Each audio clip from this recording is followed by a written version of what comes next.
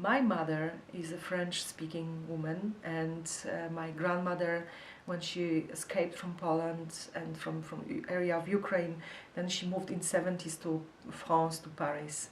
So we used to travel there. And my mother was a French teacher of French language.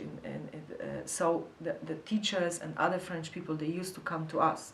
And this was the first moment, since I was little, that I understood that first of all I must learn languages, and the second thing is that there is another different world somewhere far away than this what I see in the grey Poland in 70s. And you know, there was no internet, no television, the two programs in television in this time. You could not compare so much this world in which you live to the other one.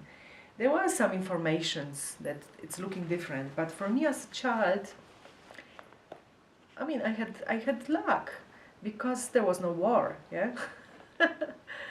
So I was living in different system, and of course, just after 1968, a terrible time for Jewish people, and this is absolutely. But my memory is, I was born 71.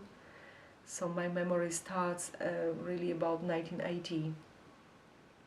The some kind of conscious memory, and this is a time of tensions, of course, and solidarność, and in Poland a lot of things start to change, but we all had the feeling that we go to light, you know, to direction of the positive change. This was a very, very interesting. Also, from one side, the change which makes fear a little bit because something will change. You don't know how it will look, if there will be war or maybe something else.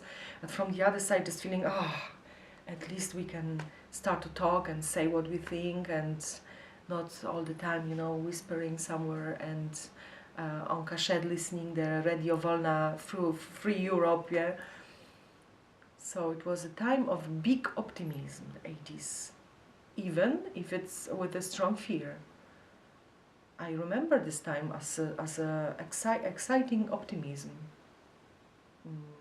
Very strange. Nothing in the shops. Acid, you could buy something like you know, vinegar in the shops, but very positive connection between people, helping each other. Different word.